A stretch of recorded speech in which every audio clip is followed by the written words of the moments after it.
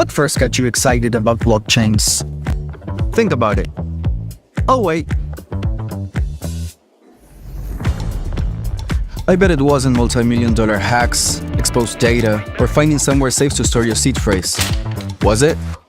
Maybe it was the idea of decentralizing a broken financial system. Maybe it was imagining a world where people own their own data and get to sharing the value it creates. Or maybe it was the promise of a fundamentally better way of connecting, communicating, and transacting. The next phase of the internet that empowers us instead of exploiting us. So why hasn't that happened yet? Why are we still living with the same broken system that blockchains promise to fix? It's because blockchains can't keep a secret. Enabling open, transparent systems was only the first half of the challenge. For blockchains to really change the world, they also have to be able to protect our sensitive data when it matters. And that's why we built Midnight, to bring down the final barrier to mass adoption and unlock the full potential of the decentralized web. Let's build the internet we deserve, together.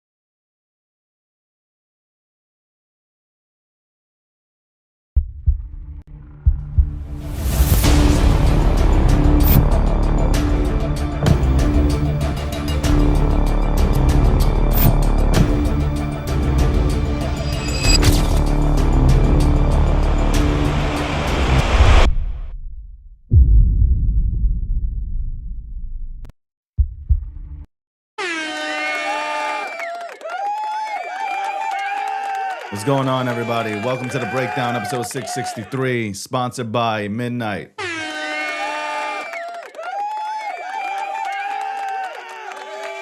Word to the wise, okay? Actually, I'll get to it later. I'm joined, because we have two guests on here for today's show, The Breakdown, again, sponsored by Midnight. Shout out to Midnight. You can go check them out. Link is in the bio. Go check them out. Privacy does matter. Okay. I was running around like crazy.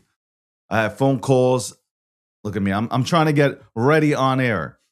But I have right now in the green room, and speaking of Iran, I know there are things happening out there right now.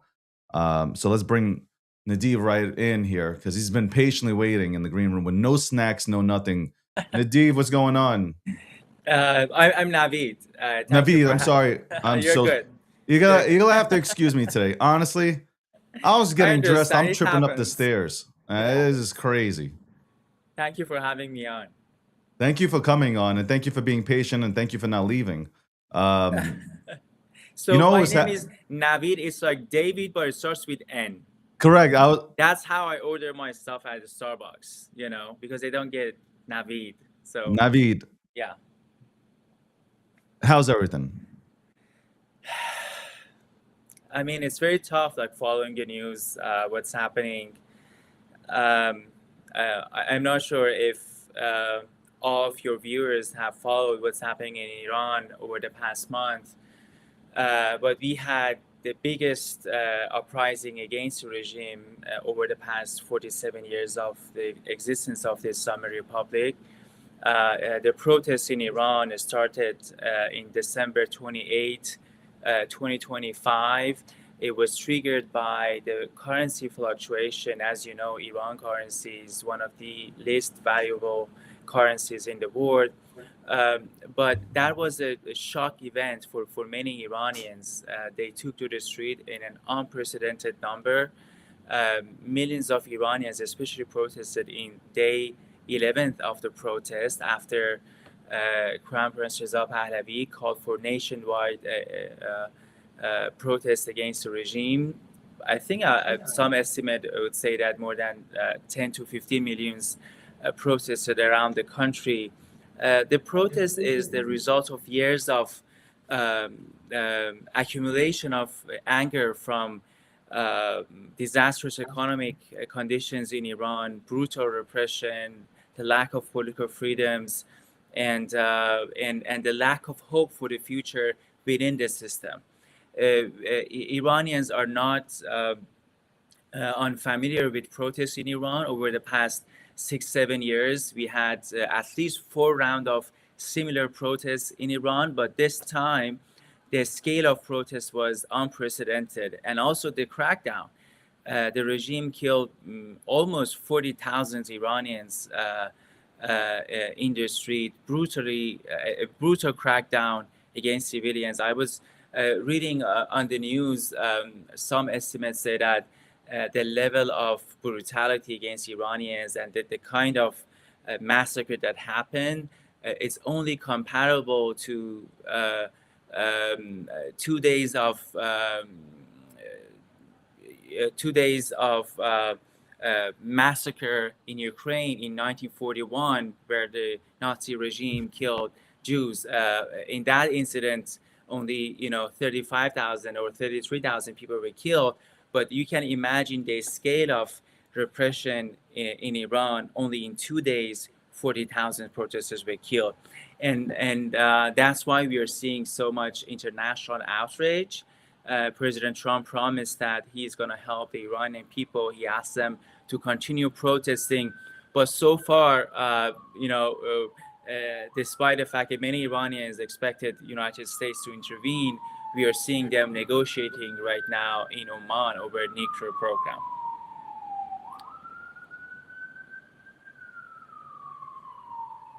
I don't know why I hear your voice again. Okay. By the way, welcome to the Breakdown, episode 663. Okay. Do you think that we are close to seeing this regime being toppled?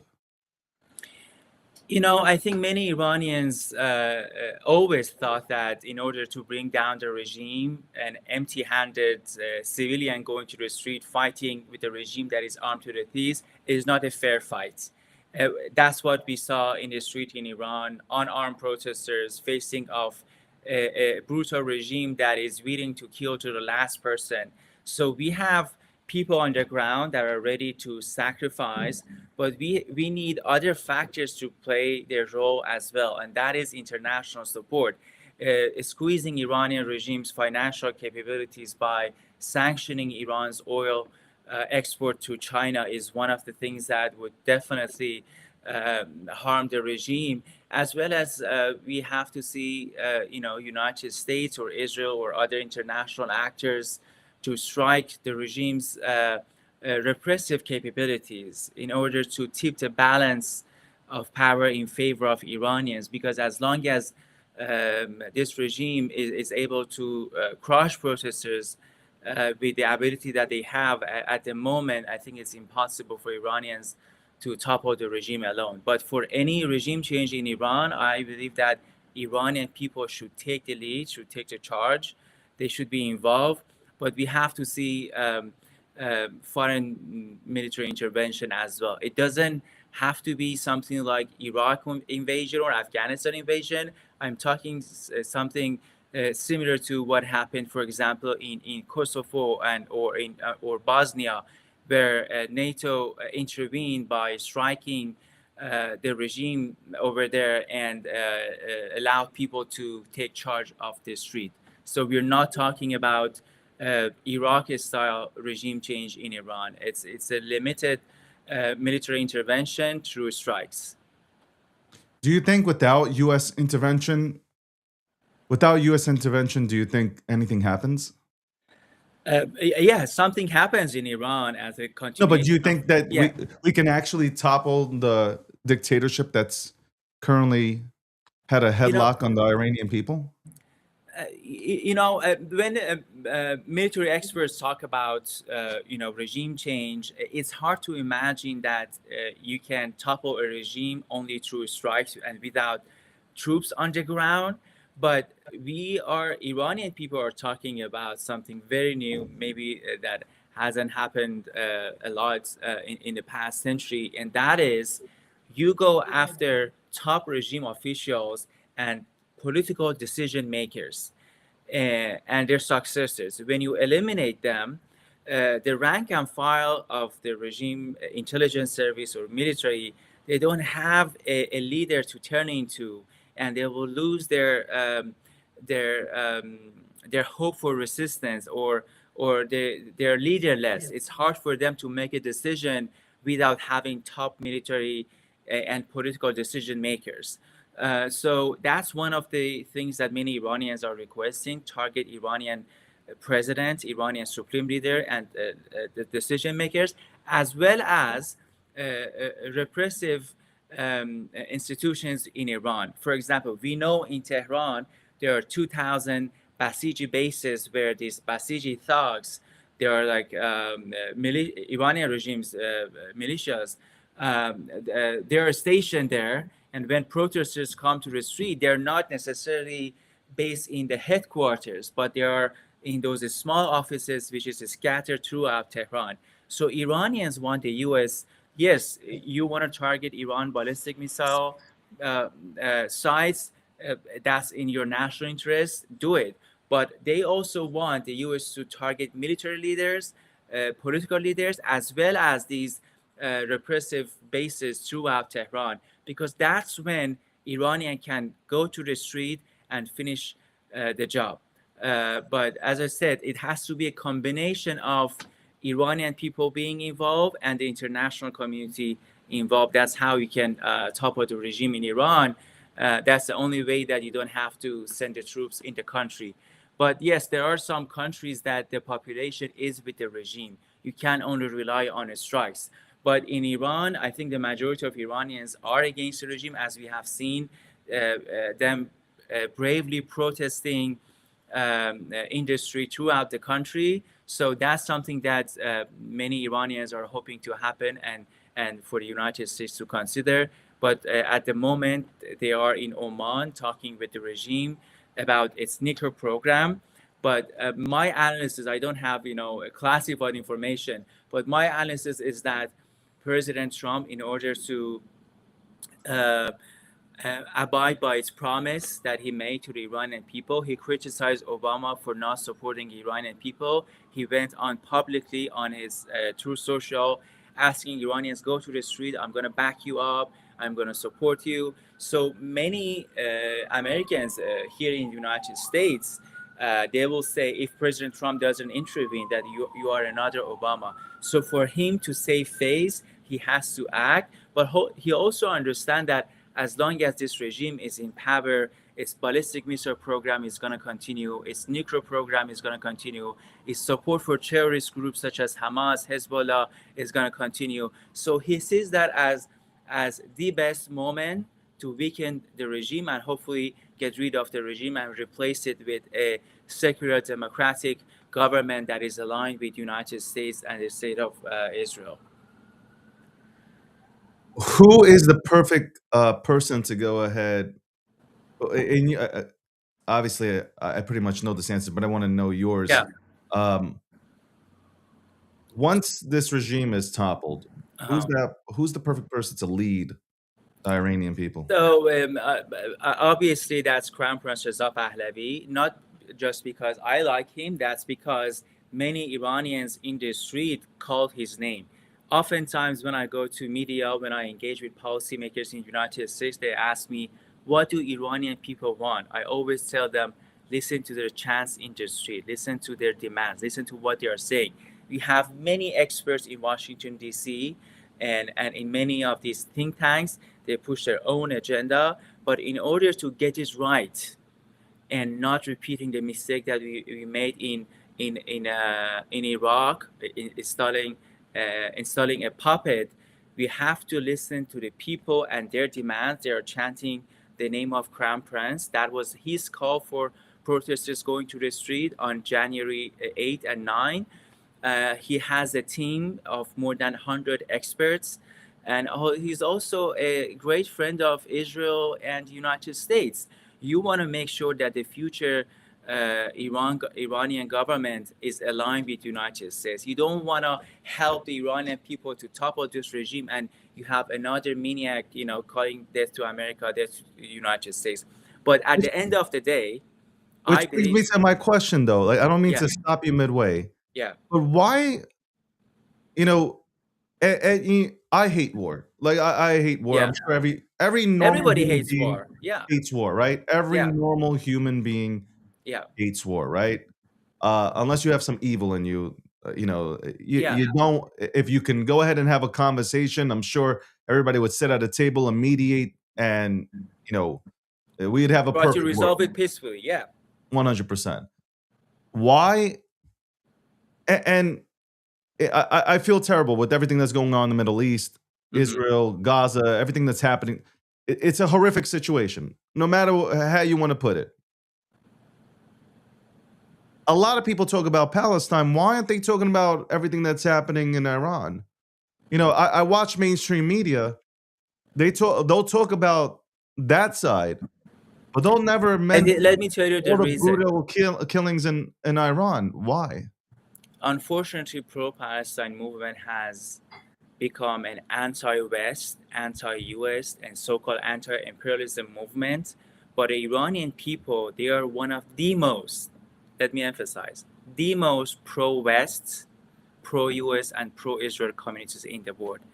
It just doesn't align with their narratives that a regime that is the Islamic Republic regime in Iran support Hamas, support Hezbollah, fights United States, but we have a people that are the exact opposite of them, and their demands, what they are asking, what they want in terms of international relations for the future of their government. They want to be part of the West. They want to be friends with the United States. They want to be friends with Israel. They are sick and tired of these sanctions because of these policies. We have sanctions in Iran because this regime wants to erase Israel from the map. He wants to fight off United States. So that's not something that our people want. And unfortunately, many of these pro-Palestine movements, they look at protesters in Iran, they look at their chants, they see that these people do not represent our values. It doesn't represent their agenda. That's why, unfortunately, we're seeing them largely silent on atrocities that are happening in Iran. In a span of 2 days, 40,000 protesters were killed. That's unprecedented in history. And mainstream media isn't talking about it. What we're talking about here in the West is ICE doing their job, ICE getting illegal immigrants out of our country. Yet nobody wants to. Mainstream media. Nobody in mainstream media wants to go ahead and report on what you just said. It's channels like us, my show, other shows that are reporting on these things. Yet mainstream media, which obviously has a bigger reach, because there are people that still don't tune in. I'm not asking them to not report on ICE raids, but what we are asking is that at least mention what's happening in Iran, talk about it, because the Iranian regime, when the Iranian regime sees these international media is concentrated on them, is focused on their atrocities, they will back down at least a little bit. We have thousands of wounded protesters in Iran. So 40,000 were massacred, and we have almost 300,000 protesters. They are afraid to go to the hospital. Do you know why? Can you guess why they are afraid to go to the hospital? I'm thinking they would get killed there. Yes, because the Iranian regime is right there waiting for them to abduct them and finish them off. That's how many protesters were killed. And we have many Iranians, and at first when we looked at the data for the number of people that were killed, it was in 30,000s or something like that. But the number is increasing day by day, because many of these wounded protesters, they are too afraid to go to the hospital. That's how the Iranian regime is arresting them. And we have the regime going into high schools in Iran, checking people's body to see if they are wounded or not, if they have participated in the protest. And we don't see international outrage on these crimes.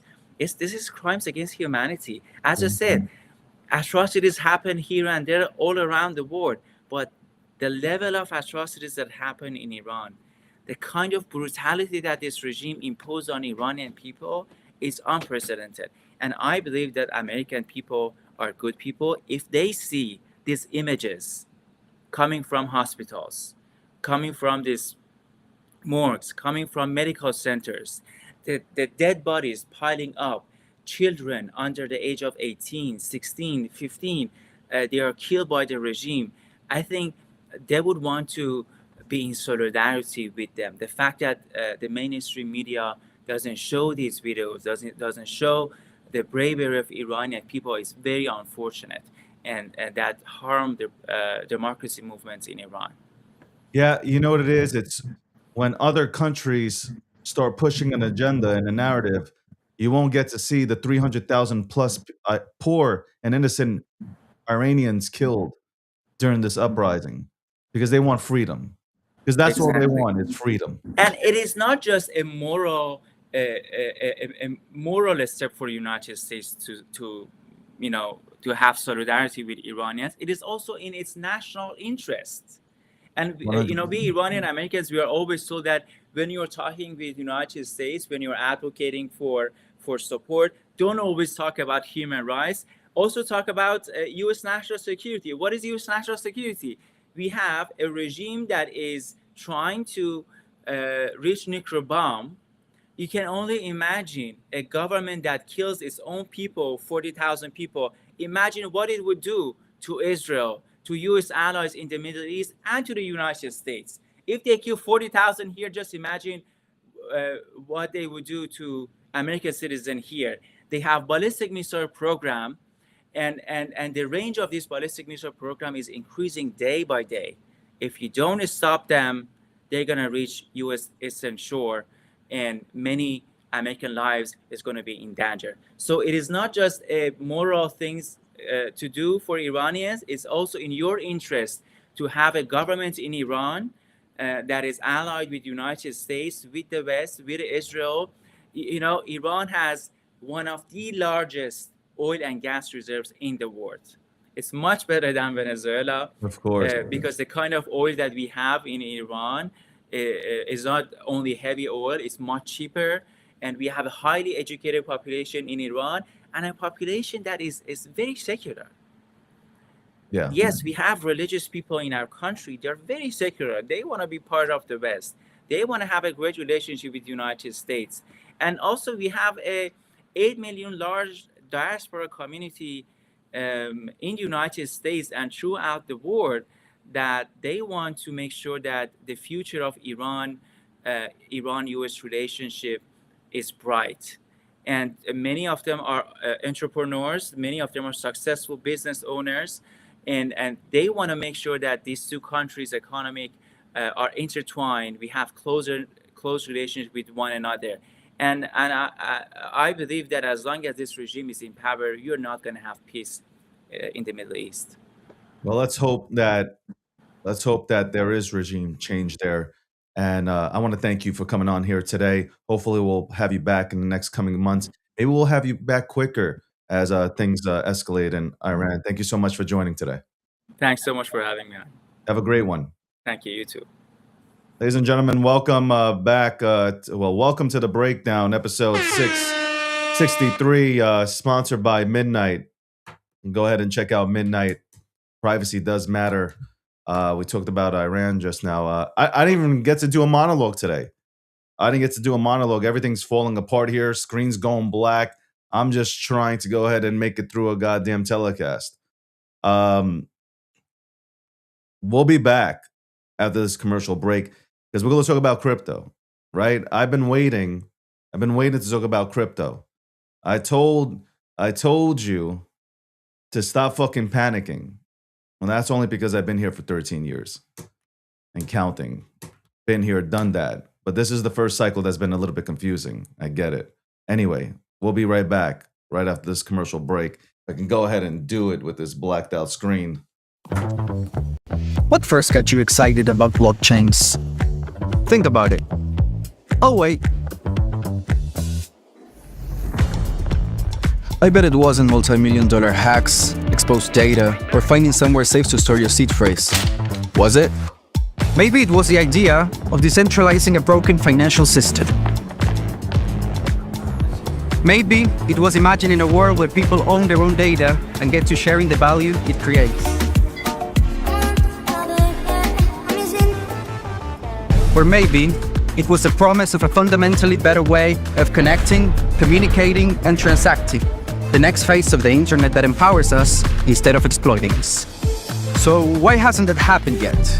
Why are we still living with the same broken system that blockchains promised to fix? It's because blockchains can't keep a secret. Enabling open, transparent systems was only the first half of the challenge. For blockchains to really change the world, they also have to be able to protect our sensitive data when it matters. And that's why we built Midnight, to bring down the final barrier to mass adoption and unlock the full potential of the decentralized web. Let's build the internet we deserve, together. That is crazy.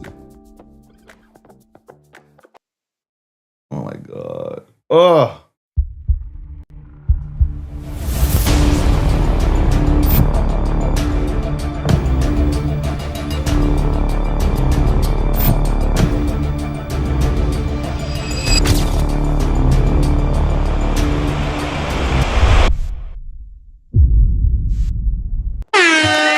All right, let's bring people waiting in the green room. I'm just trying to get this shit to work. I really am. Okay, I guess I'm going to have to do this blindfolded. Eva, welcome to the show. How's everything going? Hi, it's going well. How's everything going for you? I am good. I'm excited about the markets. I'm excited about being sort of right. I don't know. We're not out of the woods. How are you feeling about the markets? Honestly, I'm feeling good today. I like seeing that things bounced. I love seeing obviously green on the charts. Yesterday was pretty rough, but we have seen a pretty significant recovery from that. So I'm optimistic. Is it too soon? Probably, but I still feel a little bit better today than I did yesterday. What's the pulse? What's the pulse out there? What are people? I'm sure people are contacting you.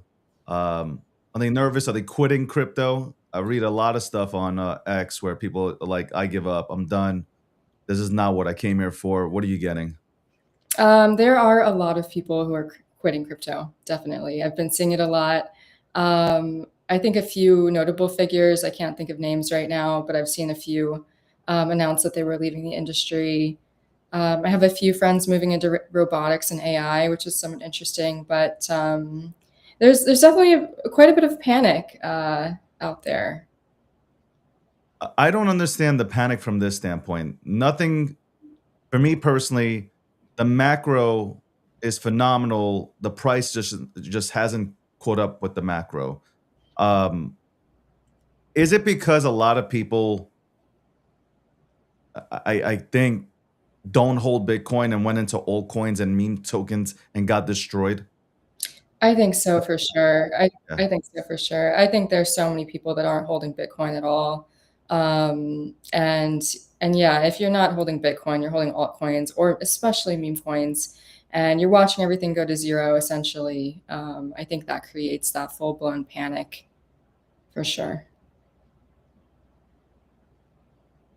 Do you think that people have gotten tired of the meme economy, and especially in the last 2 years with Pump Fund coming out and people just being able to just push out tickers left and right? Do you think that has taken out the soul from the crypto ecosystem? I definitely think so. Yeah. I think that the fatigue in the meme coin ecosystem, as you will, is just extreme. I think we lost a lot of participants especially in the last 6 months. I think people are very tired of the sheer volume of meme coins, the number of launches.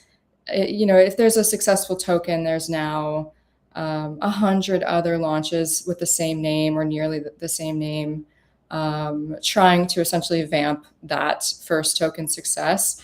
I think that makes it really hard for people to get excited about something. I think it makes the odds much worse. So I think the fatigue is pretty strong. There's no longer a holding mentality. So when you say that vamping, the whole vamping situation, listen, I don't go into these Telegram groups, nor am I invited into them, and that's fine. But I almost feel like nothing can pass $2 million in this current market that we currently have with memes. So like Mhm.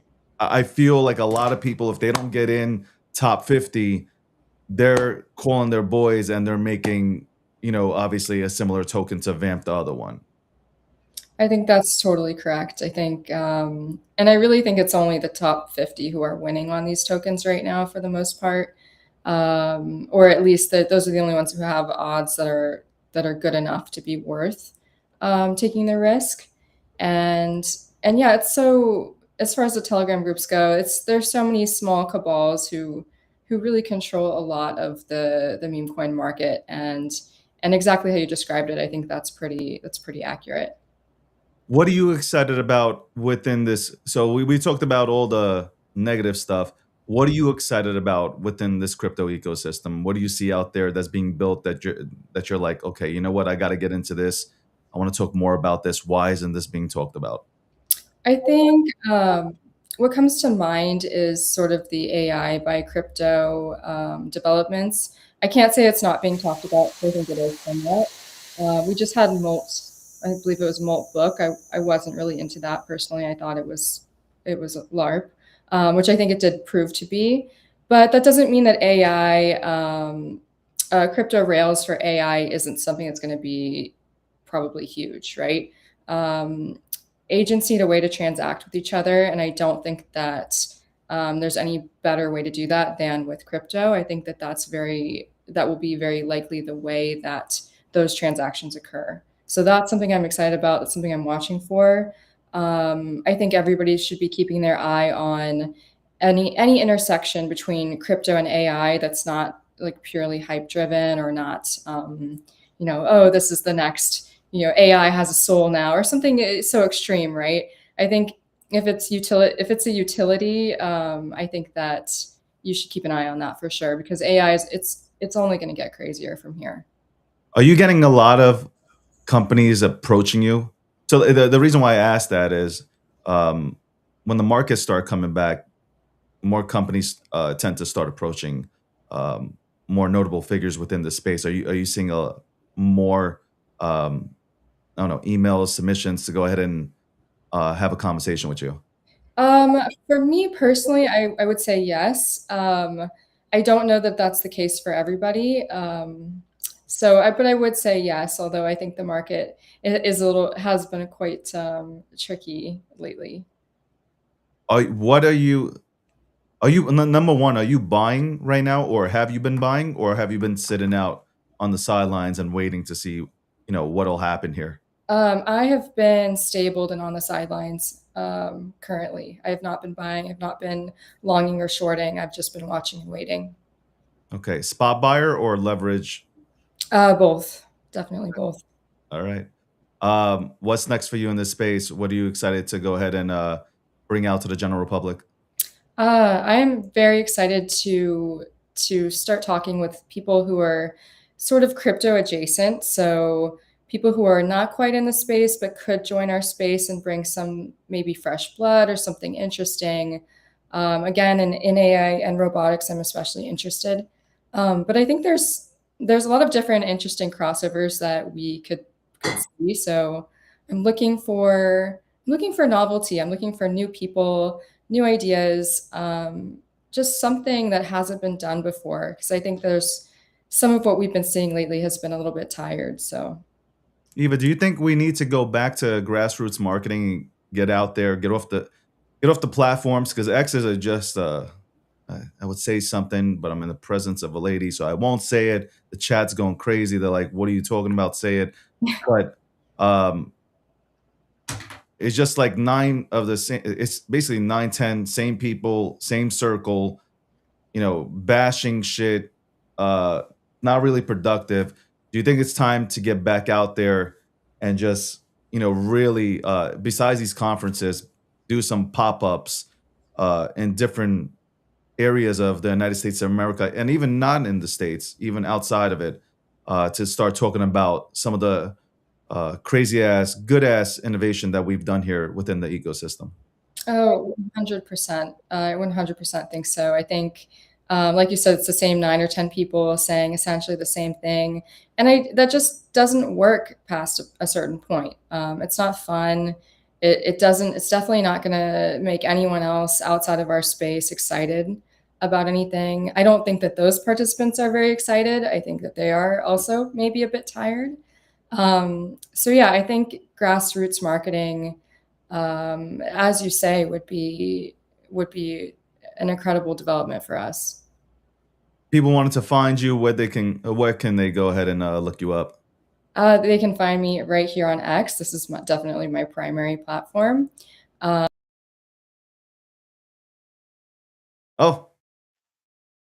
we'll bring her right back on. Don't worry about it.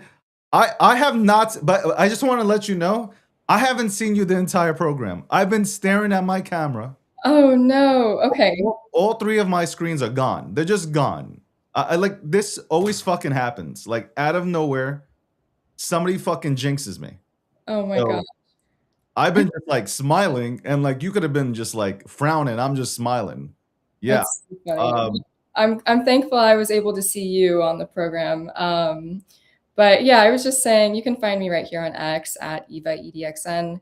On Instagram under the same handle, on Kick, where I also stream under the same handle, and on other platforms as well soon. I want to ask you this question before you go, because I've always advocated for women in this space, especially women that understand blockchain, they understand the monetary system, how this entire ecosystem works.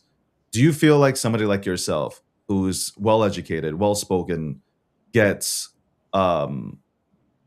pushed to the side due to the fact that at times we have people within our space that belong on OnlyFans? Now, you don't have to answer the question, but I'm just keeping it 100%. Oh my gosh. You can plead the fifth. To keep it 100% with you, I 100% think so. I think that we all get grouped together in a sense, and what one person does, somebody I don't know, or maybe I'm not friends with, but if somebody does this, or a group of people do one thing, I get grouped in with that group, and that is unavoidable. It doesn't matter if I'm completely different. And I do think that is something that I wish wasn't the case, but we need more well-spoken women here in the space, and hopefully that will happen this year as well. Well, you'll have a platform with me. I'm looking forward to seeing what you'll be up to this year in 2026. I hope you kill it. I appreciate you making time to come onto this program. I will bring you back on again. Hopefully you'll come back when all my screens are working so I can actually see you as we speak. And thank you for making time, because I know the schedules kept on getting, Yeah. it was on our part. So I do apologize for that. But I hope you kill it, man. And I appreciate you definitely coming here. Well, thank you so much for having me. It's been great. It's really been fun talking, and I look forward to coming back and seeing you soon. Thank you, Eva. Keep killing it. Thanks. Ladies and gentlemen, if you'd like to follow Eva, go ahead and you can go to my Twitter account. I have her ad is on there. Go give her a follow. I've been following her content. My biggest problem with this space has always been there are really good women within our ecosystem. They don't get the time of day because you have a bunch of people that are doing OnlyFans on here with you know how I feel about that. You guys have been watching me way too long. You know how I feel about this OnlyFans shit, where it's good morning, GM bullshit, right? By the way, I'm fucking doing this and I don't see shit. What about the problem with other aircraft? Hold on, let me see if I can get this shit working, man. I'm just staring into the fucking camera and I'm smiling.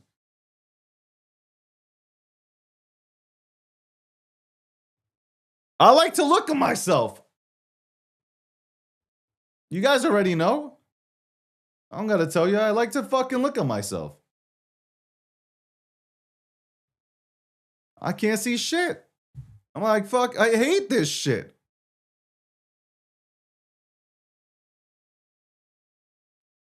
Relax, guys. I know you guys are going crazy. I felt the dudes in the goddamn chat. I wasn't even looking at the chat because I had to focus on the camera. Welcome to the breakdown, episode 663. If only you guys saw what I went through today, you'll be like, how does he do it? How does this man do it?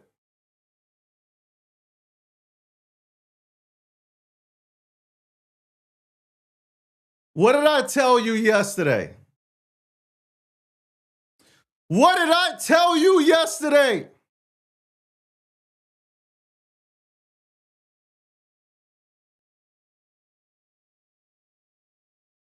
What did I tell you?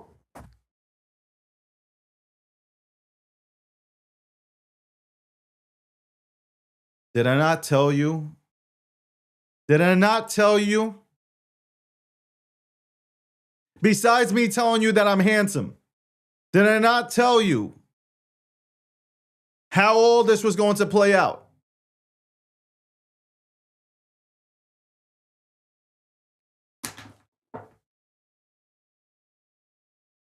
Let me go ahead and put on, because I didn't have time to put on.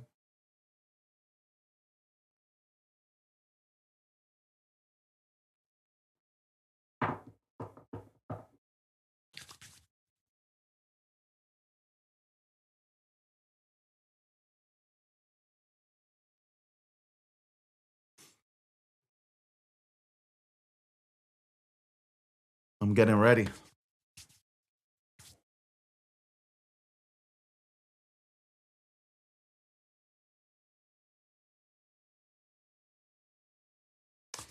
Did I not tell you?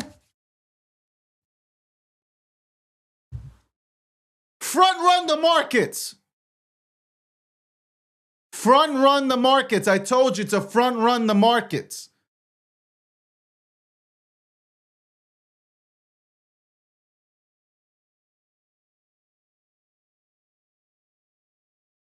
And now what?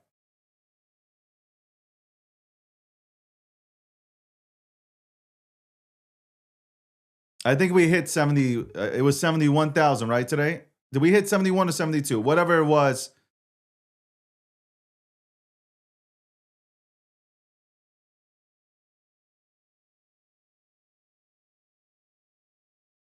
Right now, total market cap back to 237 trillion. Now everything works. Now when the guests are gone, everything works. Anyway, market cap, $2.37 trillion.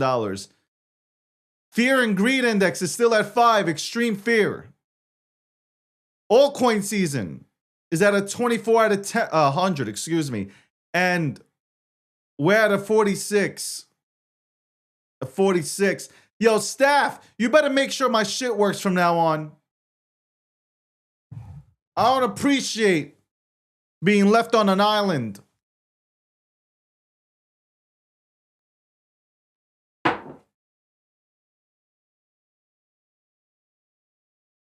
DG, do you ever fake not seeing your tech? What the fuck does that mean? I don't even know what the fuck that means. What the fuck are you talking about?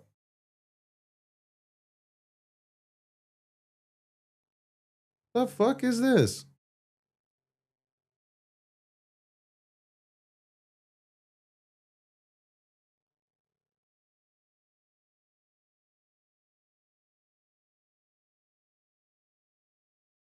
What the bumbleclot?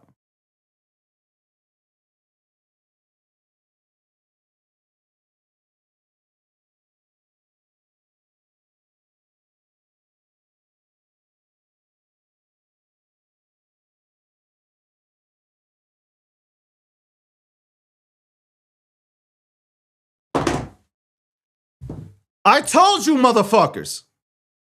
I told you, motherfuckers. I said, I'm talking to institutional players. Okay? I am talking to the biggest names on Wall Street, and you're not, and I'm Jewish. I'm fucking Jewish. And you're not listening to me? You're out there, all these people talking about Jew this, Jew that. Okay, Jew that, Jew this.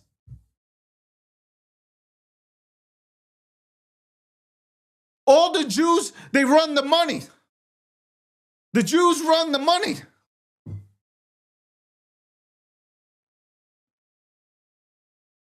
And here I am. I'm like, bro, I am talking. I'm going to say this again. I am speaking with some notable individuals. Okay? People who have money. People that work around a lot of money. I come on here at 12 p.m. to 2 p.m. Eastern Standard Time. Even though I didn't come on here at 12 p.m. today because I had an emergency meeting, and Monday you will see why.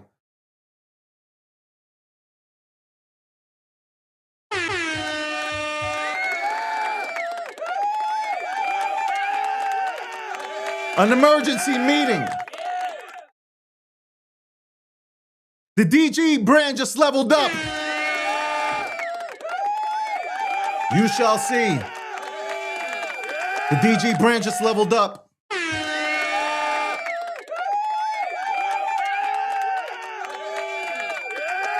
Somebody said it in the chat. So y'all say the Jews run the world. The Jews got all the money. And here I am. I've been preaching to you front run.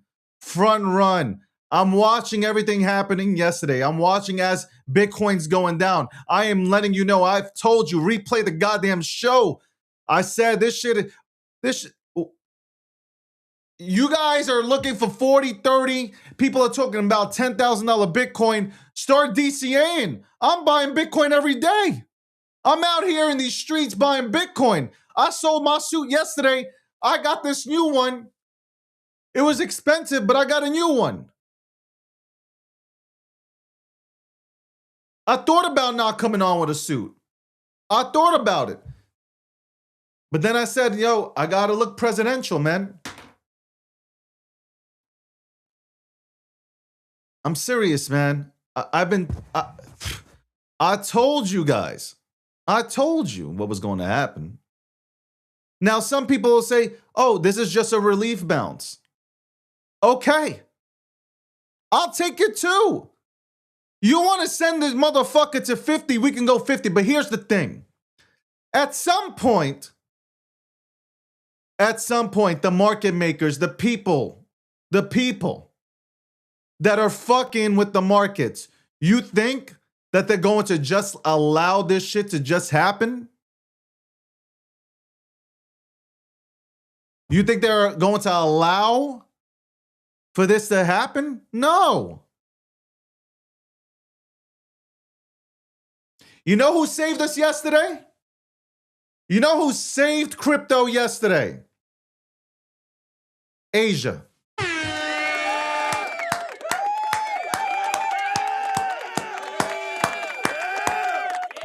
Asia saved us.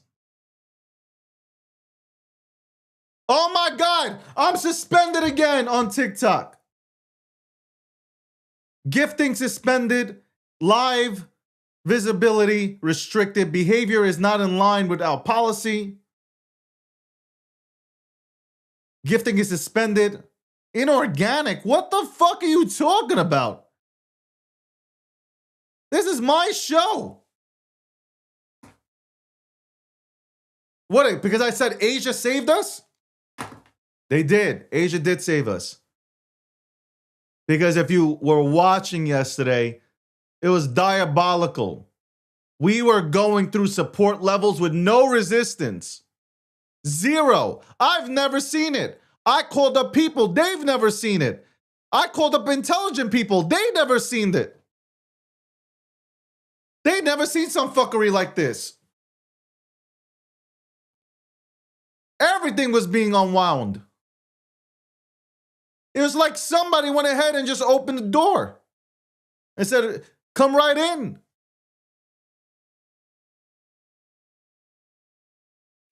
And I really do believe they were trying to force the issue by going towards 50s. But I think then all of a sudden Asia stepped in. Asia stepped in. Or somebody saw an opportunity. When people are screaming, you know, and I've seen this a lot, when people are screaming for a certain number, 53, 54, 40, when people are screaming for a certain number, they usually don't get it. It usually stops maybe $3,000 to $4,000, $5,000 beforehand.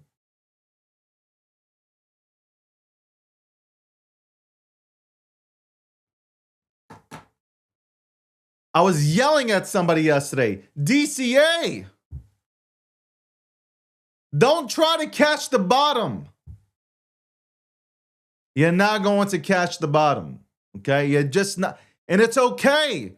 What the fuck who the fuck cares who you catching the bottom for? You want to go on social media and tell people that you got the bottom?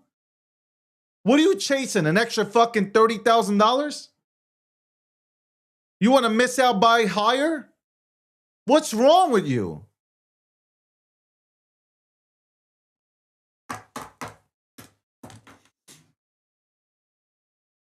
It is not worth going bald for, okay? It's not worth getting gray hairs, wrinkles to try to catch the bottom. Be like me. Have no wrinkles, have hair. Don't dye it because you don't need to. And just relax. Spot, DCA. Everybody come. Oh, I told you. Look at my tweet. Motherfucker, you tweeted 19 different things that could have happened. Motherfuckers tweet like, oh, shit's going to 19, shit's going to 30, shit's going to 55, shit's going to 60. Then they delete everything else and they leave the 60. Oh, I called it. I called it.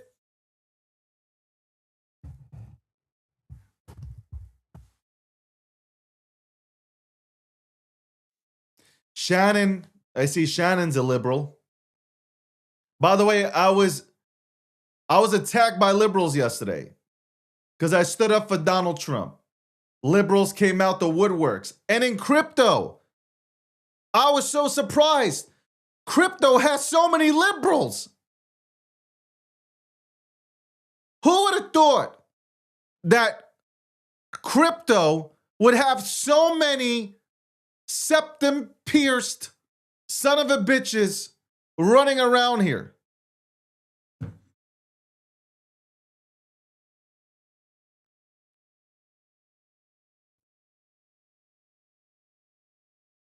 Do you guys want me to talk?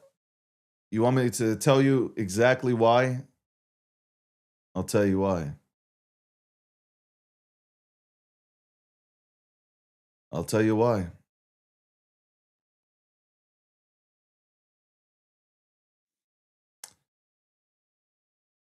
Let me read a tweet that I did 18 hours ago, ladies and gentlemen. I did a tweet on Twitter. I won't call it X no more. Respectfully, I'm sorry, Elon. I just can't. People think that when I say X, I'm talking about drugs. Okay, I can't do it. The Democrats came out. The Democratic Party came out with a tweet saying "Yikes," making basically fun of crypto investors. Crypto crash accelerates as investors flee risky assets. And they show like this bad picture of Trump. And they show like a graph of like, I should put it up here, but they show a graph of like the markets going down. And they go, yikes, right? So I go ahead and say, I repost it and I go, remember this. Democrats are openly hostile towards crypto. If you care about this space, don't forget it when midterms come around, especially if you're a one-issue voter. Oh my God! The liberals came out. The liberals came flying out.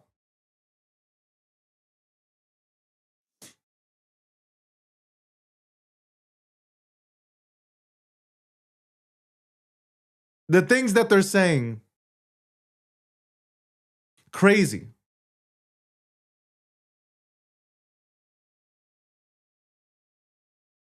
Crazy.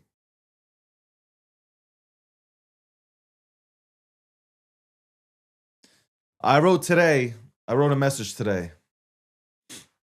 Yesterday, I watched experts, air quote, call for Bitcoin at $10,000. At the same time, everyone's trying to cash the exact bottom like that's even possible. It's not. You just stress yourself out and sell at the worst time. What's wild is how fast people flip. Few red days and suddenly crypto is dead. Everything's over. Really? What changed? The network's still running. Developers are still building. Adoption's still growing. Price dropped. That's literally the only thing that happened. Meanwhile, the macro setup is perfect. Rate cuts incoming. Liquidity starting to flow.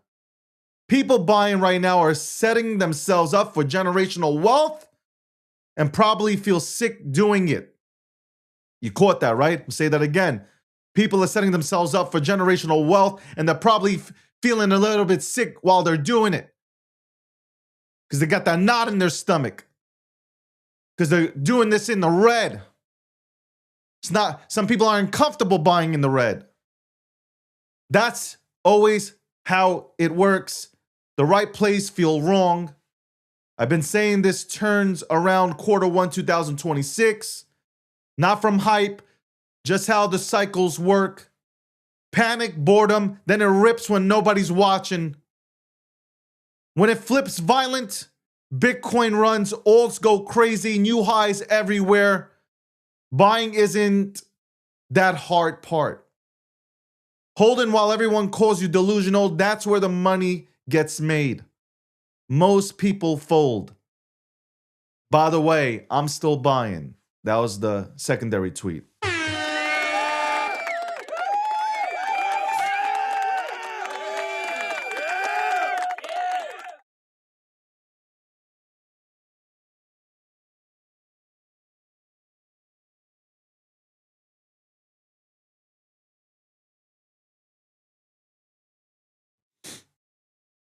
That was a secondary tweet. Ladies and gentlemen, welcome. By the way, I want you to also know, I am under the weather. And I have been able to work out, look fantastic, handsome, and you wouldn't even fucking know it. Because you dirty son of a bitches, okay? You dirty people. I go to the store, okay? You guys don't wash your asses or your hands. And then you're touching shit that I'm getting at your store with your dirty ass self. And then I'm out here fucking eating wonton soup and chicken noodle soup because that's the penicillin that your Jewish grandma will give you to beat anything thrown against you.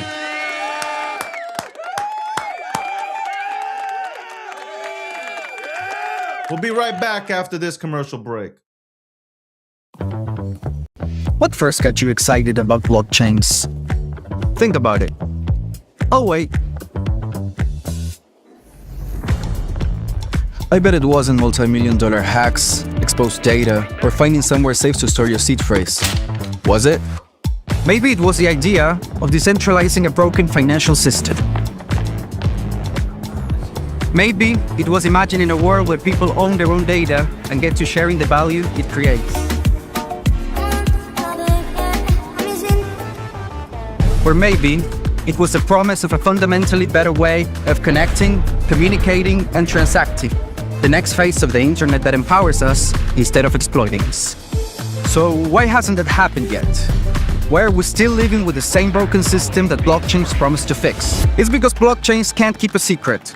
Enabling open, transparent systems was only the first half of the challenge. For blockchains to really change the world, they also have to be able to protect our sensitive data when it matters. And that's why we built Midnight, to bring down the final barrier to mass adoption and unlock the full potential of the decentralized web. Let's build the internet we deserve. together.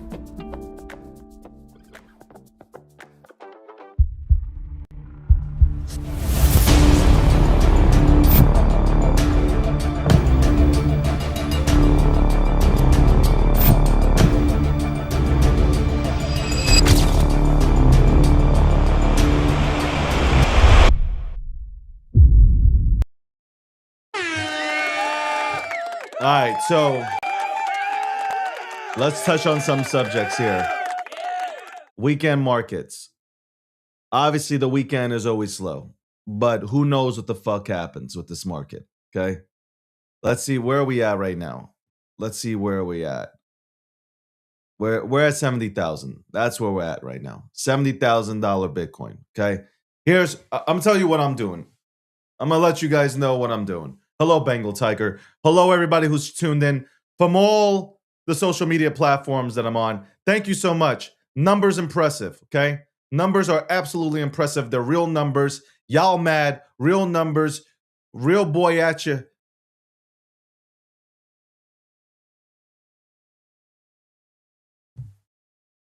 You know, it's nice when I'm on these meetings and like people are just giving me my flowers. I like it. And they like being on the show. A lot of people love being on the show. A lot of people love being on this show. Shout out to TikTok though. TikTok killing it in real time. Shout out to TikTok.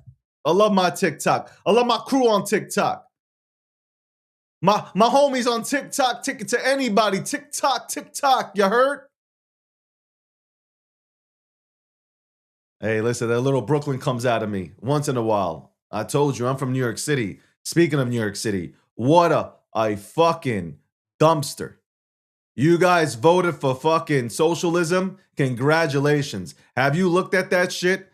Have you looked at your neighborhood? They haven't picked up trash in 9 years. They haven't picked up trash since he got elected. Man, Danny's been in office. They haven't picked up trash.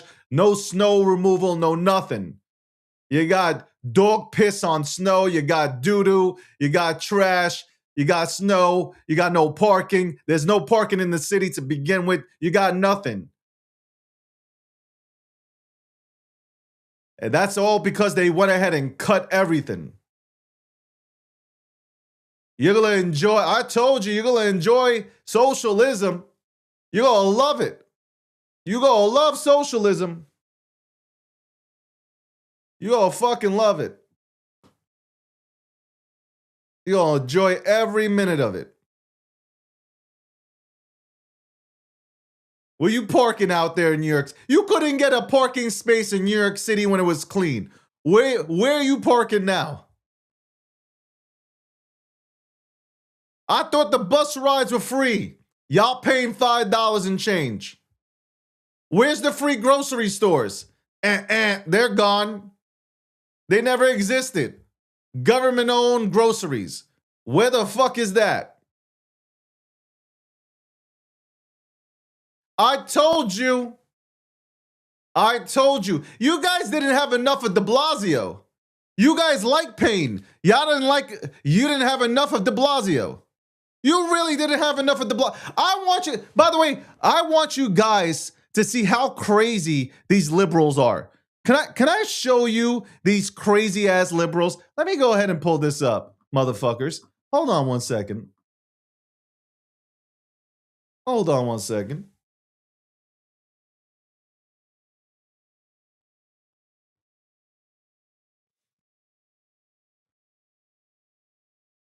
See if I can pull this up. Okay. Check out this crazy ass motherfucker. Let's check out this crazy ass motherfucker. Hold on one second. Where the fuck did this go? Hold on. What the Bomba clots. Bomba clots. All right, hold on. Check out this weirdo. Look at these weirdos, man. Check out this weirdo.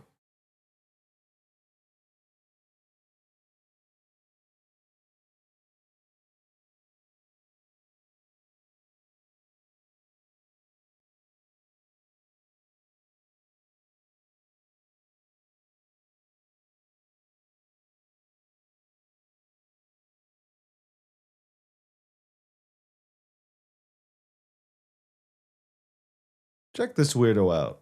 Hold on.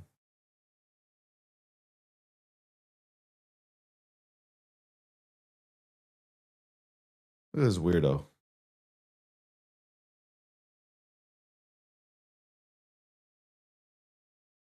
What do you say to this folks who say, well, if you tax millionaires, they're going to leave the city, and the top 1% pays 40% of the taxes in the city, so what happens if they leave? What's your response? Well, that's what I would say. It's like we should take their business and we run it like for our, like the city ourselves. So if they take their business to Florida, you feel like you can make it, keep it here? I mean, they can't leave the building. No, it's They not can't, less like, tan, just man. Bring their whole Okay, entire hold on. workforce to Florida, right? They can't bring all of like the resources that they have to like build the business here to Florida, right? That's a whole thing, and that's where we would even say, Yeah, like, I'm if we're tired building of this a real fucking movement, lights, right? man, To like honestly. stop that, we'd also like make it illegal for them to like actually like leave, right? We would fine them to hell if they're gonna try to like abandon their property here, right? Because clearly people do need to work, right? People do need to like, you know, make a living. So. What do you say to this folks who say, well, if you tax millionaires, they're going to leave the city, and the top 1% pays 40% of the taxes in the city, so what happens if they leave? What's your response?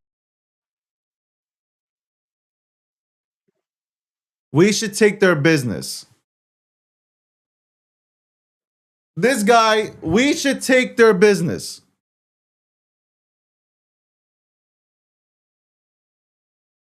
Do you hear these?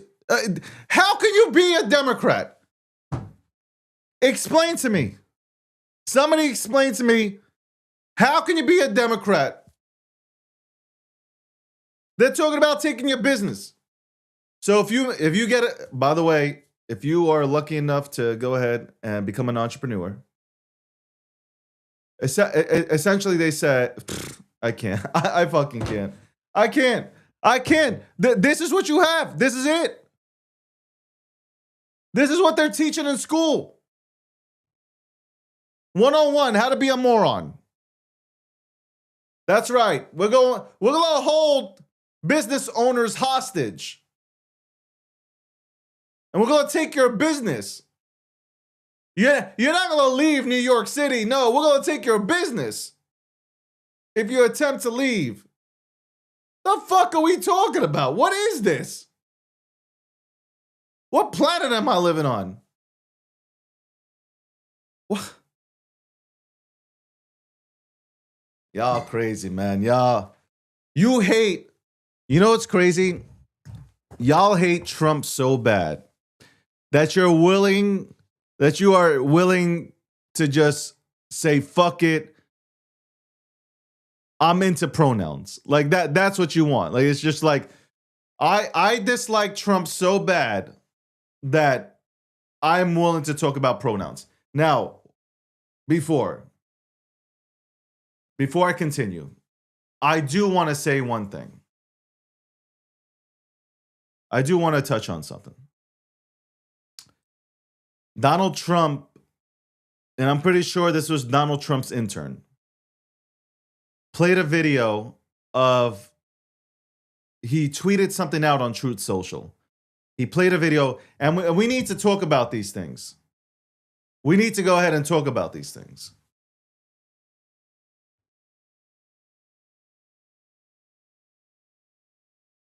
We do. We need to talk about them. Trump goes out.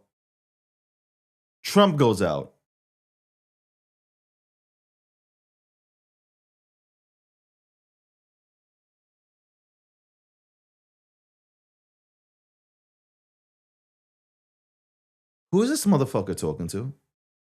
I know this motherfucker ain't talking to me. Anyway, let me say this before I go ahead and just destroy this dude here. Trump tweets out something about the elections being stolen. And then at the end of the tape,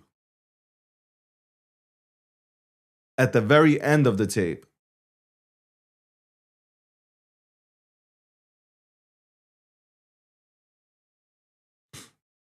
there's a video of Barack Obama and Michelle Obama.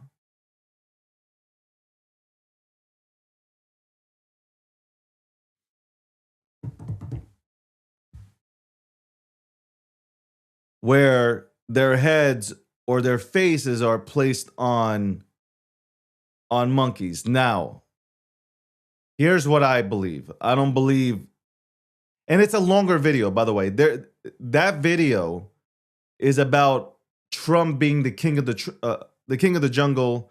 He's a lion, and Hillary's out there. It's a whole thing. If you watch the video, it's a whole thing. It's a whole thing.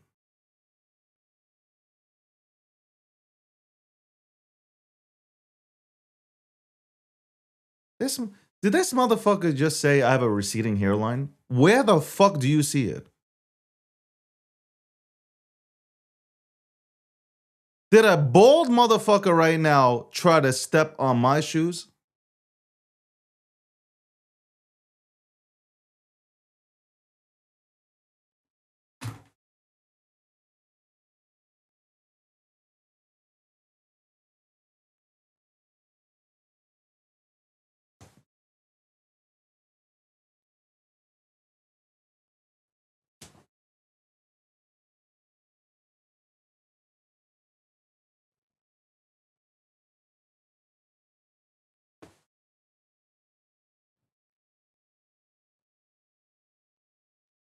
Did some bald ass son of a bitch try? You came after me?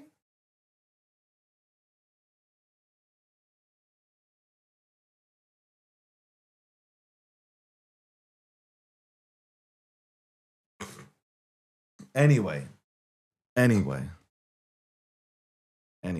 Should go like this and be a priest and shit. Never, especially me who has a phenomenal hairline and has phenomenal hair and I'm good looking. Ask your girl. Get your girl on here. Bring her on one-on-one. Get your girl on here. You know what? Fuck what I was saying. Get your girl on here. Let's see if I'm bold. Come on. Get your girl on here.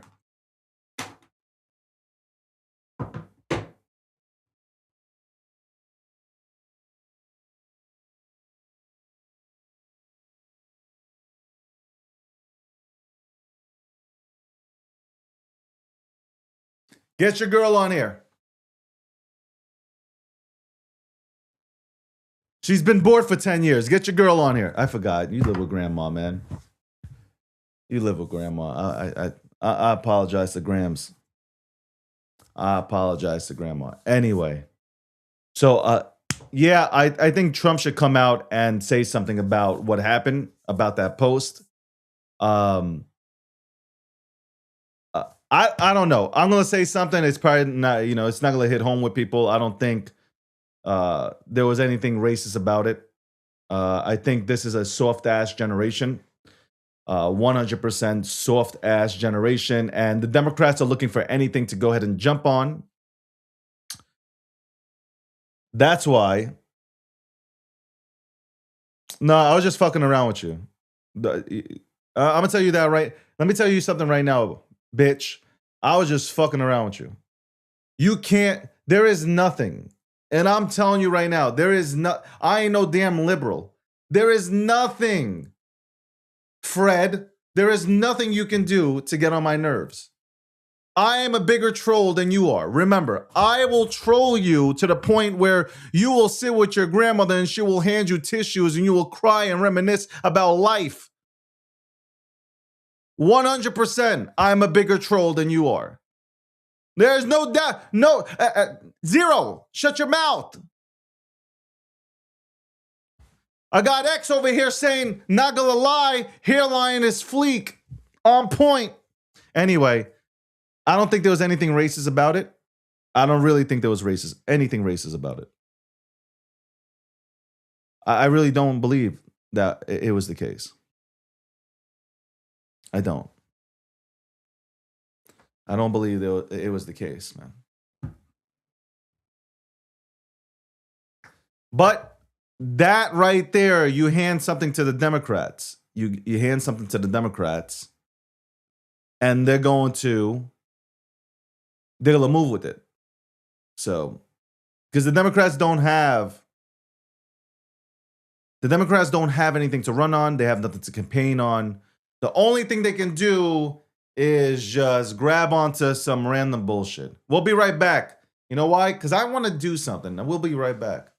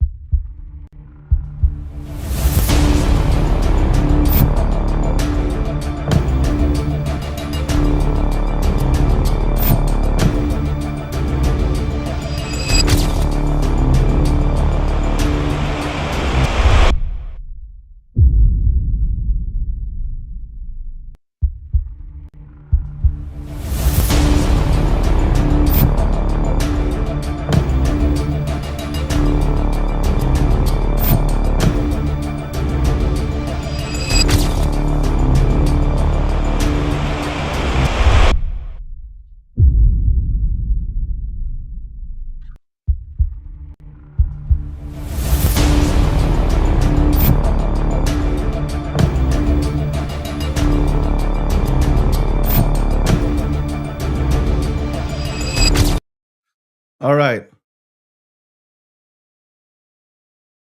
I love the commercial also, man. Well, welcome back to... Yo, I wanted to bring out... Yo. Oh, shit. Yo, the swag is going to be out. We're going to bring back this old school... That's the old school... That's the old school sweater, man. We'll bring that on. I know a lot of you guys will rock it. All right. Getting something like this would actually up your game. You'd have a lot of women start looking at you. You wouldn't know what to do with yourself, okay? You put on a sweater like this. You put a sweater like this on and you go outside, which you haven't done in a few years, and all the women are looking at you. They're like, "Oh boy. Oh boy, that dude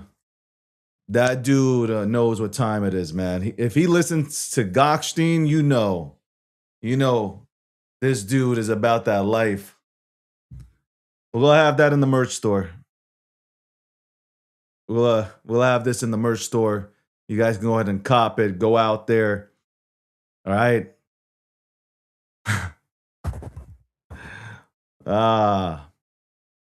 It's Friday, man. It's Friday. I'm feeling good about the markets. I watched a lot of people for the last few days suffer. Even in my audience, we had a lot of people in the audience suffer. suffering. Just like, man, I don't know where the market's going. I feel like quitting.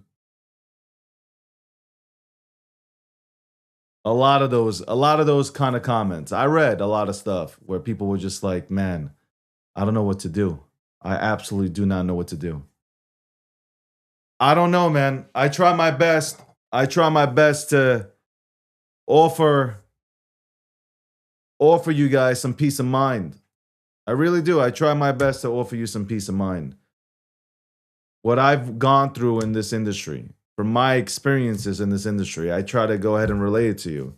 Now, smart people learn from other people's mistakes, or they just repeat them. And that's bottom line. That is bottom line. And there's no lies found in that. There are no lies found in that. From a political take, I want to say this about Trump. I think Trump has done a phenomenal job. I got to sit back and think a lot about crypto. I thought about politics. And here are my thoughts. Here are my thoughts about politics. Let's start with Trump. I think Trump has done a great job. Trump can't do everything, though. You guys blame Trump for everything, but at the end of the day, Trump cannot EO everything, okay? He can't executive order everything that he wants, okay? Can't do it. He needs the House and he needs the Senate to go ahead and step up, okay, and help him out here and help the American citizens out. It's not just helping Trump out. It's helping the people of the United States of America. That, ladies and gentlemen, lies in the hands of the people that you have elected to serve in the House and in the Senate. These motherfuckers, okay, have their own agendas. Not our interests at heart. They have their own interests and their friends' interests at hearts. They don't give a fuck about you. They don't. Let's keep it a buck. They don't give a fuck about you. They don't give a fuck about your family. They don't care about your friends. They only care about you when they need a vote. That is it. Bottom line. When it's time to vote, that's when they care about you and they want to listen to your story. They want to know what hardships you've been through. Once you vote them in, they are no longer around. They are gone.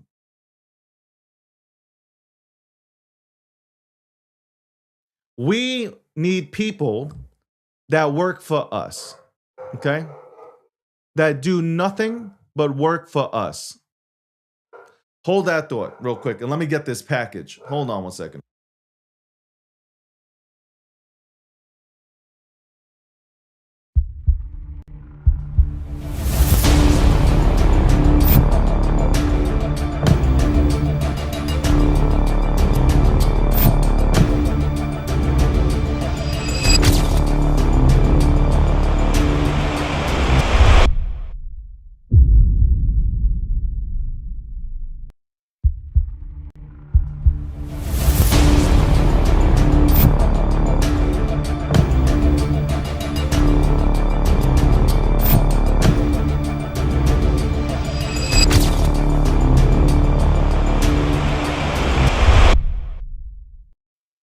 Man, I really like the ending of that commercial with me in it. I like that whole, like, I'm about to get serious, I'm gonna punch somebody in the face kind of thing.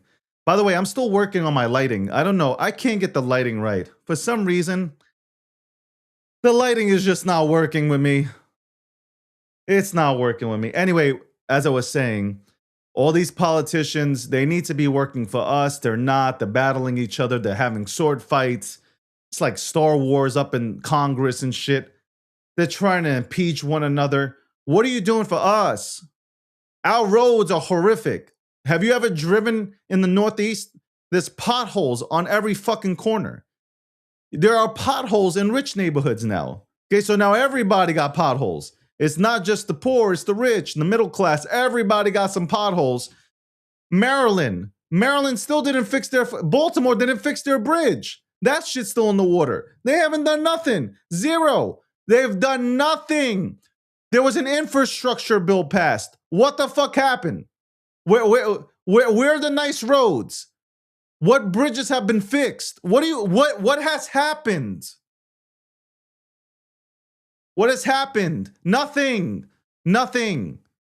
But then they'll come around and they'll ask for our vote and we vote them in and they do nothing. And then what they do is they go ahead and throw a goddamn M80 into the crowd. And now you have a bunch of people fighting, left versus right, fighting out in the street, sword fighting. And they're doing nothing. Go ahead, be realistic. What have the Democrats done? Go ahead, tell me. What have the Democrats done this year, last year, whatever, for the year that Trump has 3 more years to go. Ever since Trump came into office, what have the Democrats done? Shut down the government, said Trump is bad, right? Shut down the government, Trump is bad. What else? What else? What else? What else have they done? They haven't they stole our bills. Let's do nothing for fucking 4 years. Like, what have they done?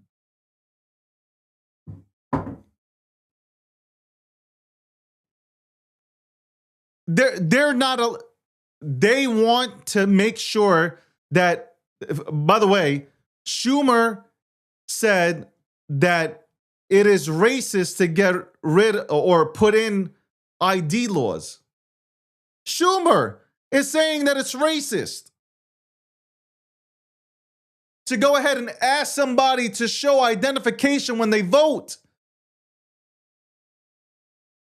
I don't get it. How can you be like, fuck being a Democrat or Republican at this point? How can you look at this as an American citizen and say this is normal? How can you look at, I want to break this down. Today, we're ending with politics. Crypto's doing good. Don't worry about it, boys and girls. Crypto's doing phenomenal. You'll be fine. You're good. You're Gucci, okay? Crypto is great. We are going much higher, okay? Even if we go a little bit back, we'll go right front. I promise you, man. This is our year. This is the year that not only Bitcoin goes, but alts go as well. And your memes are going to do great. So let's put that to the side. Hey, here's some advice. Grow some fucking balls or get your girl to give you back your balls and go ahead and start participating in the market that you claim to love, okay? And by the way, you wouldn't be scared shitless if you weren't in dog shit. So shut the fuck up, grow some balls, and get in the game. If you're not getting in the game, then sit on the sidelines, just shut the fuck up, put on Days of My Life, or whatever that fucking soap opera is called, and shut up. Shut the fuck up, okay? Now, to politics. Let's break everything down, right? Why is Minnesota the only city right now that has craziness going on in it? Because there's paid protesters. Bottom line. No other city and no other state is having a problem with ICE except Minnesota. Why is there a problem in Minnesota? Because fraud was found in Minnesota. Daycare centers taking in millions of dollars. Politicians knowing about it. Tim Walz himself acknowledging that he's known about it. All of a sudden, get ICE out, right? Now it's get ICE out. Now let's ICE watch, get all these crazy liberals out here, have them march in the streets, pay them $50, okay? And give them a fucking coupon to fucking Little Caesars or goddamn, I don't know, Five Guys or Pizza Hut, okay? $50 in Pizza Hut, a coupon. And here they are, just people marching. Nobody has a fucking clue. Venezuela, we fucking take out the dictator. You got a bunch of white people who have never been outside of America. They're marching, and they're marching for the dictator. So hold on, y'all hate dictators. You call Trump a dictator, but then you're fucking crying for a dictator that's committed fucking crimes. Holy shit, I can't even list them out. This show will go on for fucking 5 days. So this is the liberal mind. So you go out there, you're out there, you're protesting, you have no clue what you're protesting about. You've never experienced socialism, you've never experienced communism, okay? Because if you did, you'd never fucking go out there and talk the way you talk. And that's truth. That is the truth. That is 100% the truth. You just can't accept it. Right now, you're so irritated. A lot of you guys are irritated because you are sticking with your party and not with your country. Okay? Fuck your party. It's about your country. Your country is not crippling to the ground. Okay? Have you ever watched CNN? I don't even know how Scott Jennings does it. He's sitting there listening to these idiotic takes. America's falling apart. No, America was falling apart when Biden was sleeping by 2:30 p.m. Eastern Standard Time and whoever the fuck was running the country.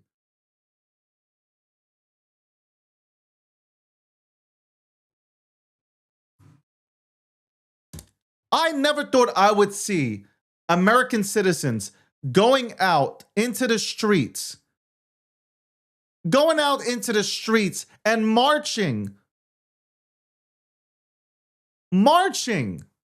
for dictators like Maduro. Like, are you fucking kidding me?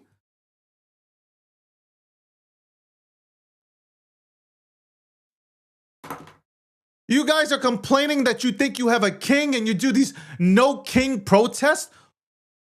No king. What the fuck are you talking about?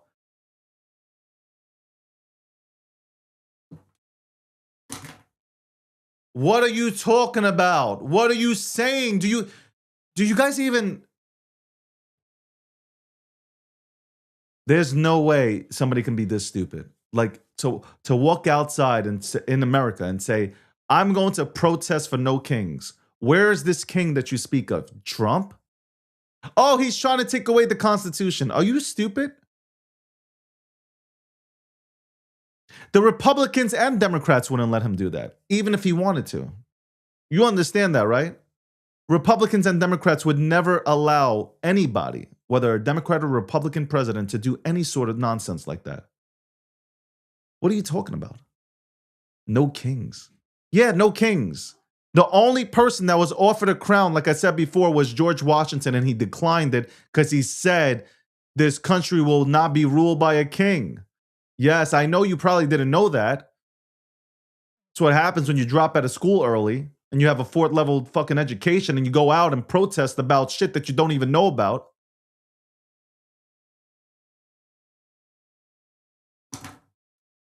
Crazy. Crazy. I gotta tell you, absolute craziness. I was gonna say something funny, but then I don't want Landy to attack me, and it has nothing to do with Landy. Because I think Landy does a phenomenal job of what he does. But I was going to say that TA is astrology for men.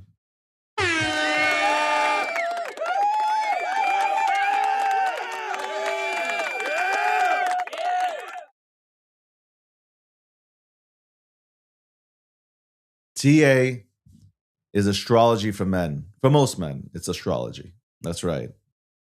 That's right. I know Landy might get mad at me, but it's not a shot at Landy. I think Landy does a great job, obviously. Landy's a part of the Gokhshtein Media Network.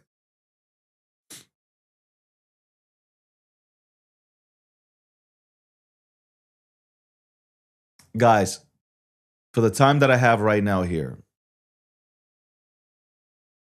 and especially on the subject of politics, I want you to think about it. I do really want you to think about this for a second. Democrats, at least when I was growing up, they used to be normal. They were normal. I'm absolutely 100% normal. And Democrats used to work with Republicans, and Republicans used to work with Democrats. Somewhere during the Obama presidency, something went completely left. Obama himself, these are Obama's words, and I'm going to paraphrase though. Obama himself said, the Democratic Party is going a little bit too left, and if we continue on this path, it will destroy the party. He said that. And the left, and the Democrats have gone extremely left to the point where they have no identity anymore. So what they do is, if you ever debate somebody from the left, and you're trying to have a normal conversation, it's always filled with insults. There's never like, you can never have a debate with somebody from the left. Like you ask, like the question was asked during the Senate meeting. Can men get pregnant, right? That is a simple question. A simple question was asked. Can men get pregnant? A doctor who has a medical license refuses or can't answer the question and starts saying that Josh, the senator, was playing games or he's making it political. There's nothing political. It's science. Can men get pregnant? I'm a man. I've said this before on this topic. I'm a man. I can't get pregnant. It's confirmed. I'm a male. I'm a man and I can't get pregnant. I don't have a uterus. I don't got ovaries. I can't get pregnant. That's it. If I was the last person on earth, okay, I'd be the last person on earth because I wouldn't be able to get pregnant.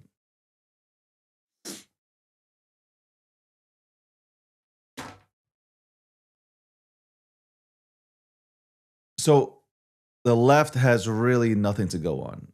And I think it's a lot of hatred. I'm not saying both sides don't go at it, but I will say there is more common sense on the right now versus the left. There is. There's more common sense on the right than there is on the left. And that is a factual statement. You have Cory Booker, who stood, remember, our tax dollars pay for this shit. He stood rambling on the Senate floor for 25 hours to get some sort of point across. What point? I don't even know. He put on diapers so he would piss on himself and not leave the floor of the Senate. Not eat, not sleep, piss on himself, shit on himself. You understand what kind of disease or virus you must have in your system to do something idiotic like this. What do you accomplish by standing for 25 hours on the Senate floor rambling about some absolute garbage? Those 25 hours, you could have gone, figured out a way to sit down with some other senators and maybe representatives and figure out how can we get, because in your situation, that's like mental health issues. How can we get funding to open up facilities all over the United States for mental health? Those 25 hours would have been better spent doing that than whatever you were doing, pissing yourself and shitting yourself on the Senate floor, yapping about the next coming of Hitler, which you believe is Trump, which is absolutely insane and disrespectful to all Jewish people, and not even just Jews, African Americans, Christians, Polish people, I can name it all out, who were killed while Hitler was parading around, taking over countries and just destroying lives. What is the Democratic Party doing? You have done, you can't, you got to be honest with yourselves, liberals. You got to be honest with yourselves. Elon Musk was a Democrat. Why did Elon Musk change sides? Why wouldn't the Democratic Party invite Elon Musk to the EV summit? The White House does not invite Tesla, but invites everybody else. I am telling you, everything that the Democrats say about the Republicans is what literally the Democrats are. The Democrats have lost their way and they are now focused on taking care of big pharma and big corporations. Democrats used to be for the people. Now they're not for the people. They're for their big friends in big places, the elites in Wall Street. Big money, son of a bitches. Everything that they complained about, they are making sure to protect. Crypto, right? For 4 years under Biden, they made sure that retail would suffer, that innovators left this country, that control would go into the hands of the banks and institutions. All of a sudden, you think all of a sudden JP Morgan, Jamie Dimon woke up one day and he said, oh, you know what? Stable coins are actually pretty good. Tokenization is actually a good concept. You think after 4 years, he just woke up? 5 years, excuse me. After 5 years, actually more. But after 5 years, he just woke up and said, oh, I think this is a phenomenal thing. No. They understood that the technology, blockchain, they understood the monetary system's broken. They understood that Bitcoin has value, it's generational, okay, and a generational asset. They understood all this stuff.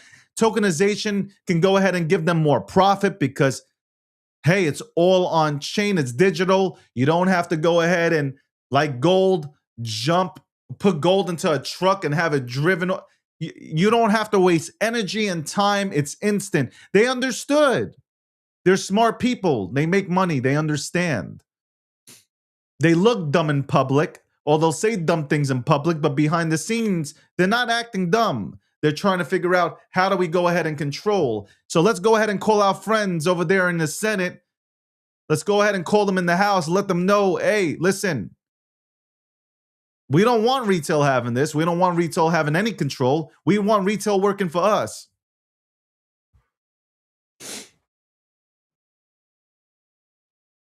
You know, sometimes you guys don't take a good look and see that you're fighting amongst you guys want the same thing, right? It's crazy. You guys want the same thing. You're seeking the same thing. Yet you're fighting with each other. Why? Have you ever asked yourself this question? Why am I fighting with the next person? Well, so like crypto people, right? Why you crypto people, why are you fighting with each other? My tweet can show you people fighting. Oh, you support him, the orange man, da.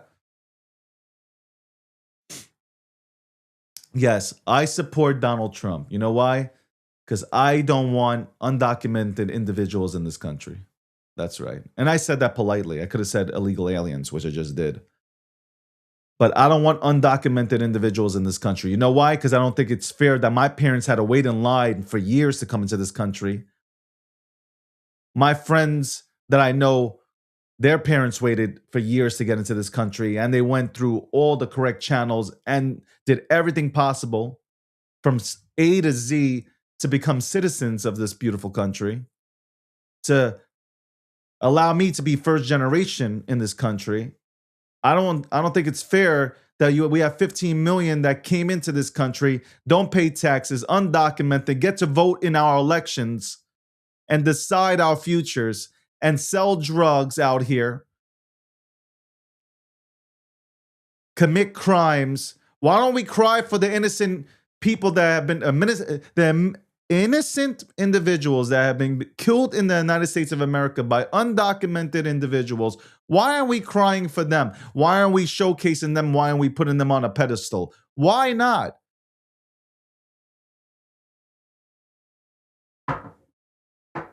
It's unfair. It's absolutely unfair. But you are so brainwashed by mainstream media, by, I don't know, whoever else you hang out with, to go ahead, professors in colleges and universities that brainwash kids. You are so brainwashed by such bullshit, right? That at the end of the day, you hate people for no reason. It's hate. You have hate in your heart. That's bad. You need therapy. You have hate in your heart, you need therapy. I keep telling you this. I want the United States of America to succeed. It's not about party affiliation. It's about, I want everybody else to be able to live the American dream. The American dream is a beautiful thing, and I'd love to see everybody have the opportunity. Not everybody's going to win at it, but I want everybody to have the opportunity to go ahead and have a taste of it. And we need to address things in America. We need to help Americans. We need to develop this country and not other countries. That's what America First to me is. I don't know what this America First bullshit is over there, but America First to me is take care of all the Americans here, the American individuals here. Because we haven't done that for a while. We haven't taken care of our people. We haven't taken care of our people. We've given billions of dollars to others who hate us. These people hate us. We don't take care of people here. We don't take care of our veterans. We don't take care of the homeless situation we have here. The roads are dog shit. Okay? So now that we finally have a president that gives a fuck about the military, that cares about America, that cares about crypto, you guys say, oh my God, President Trump, the worst thing to ever happen to crypto because there's a pullback. This is how brainwashed and stupid you are, man. Back after.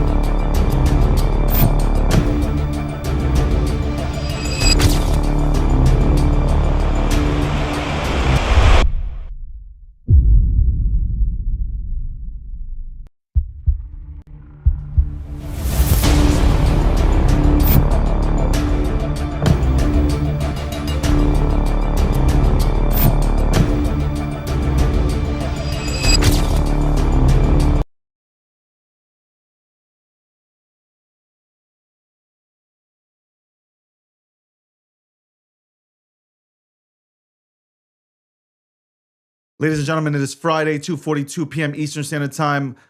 The Breakdown. Thank you very much for tuning in. Shout out to the guests that appeared on the show today. I will be back on Monday, 12 p.m. Eastern Standard Time. We got a hell of a lineup. I got to go because I got a conference call. Thank you very much. And I'll leave you with my phenomenal commercial. Guys, be good to each other, for real.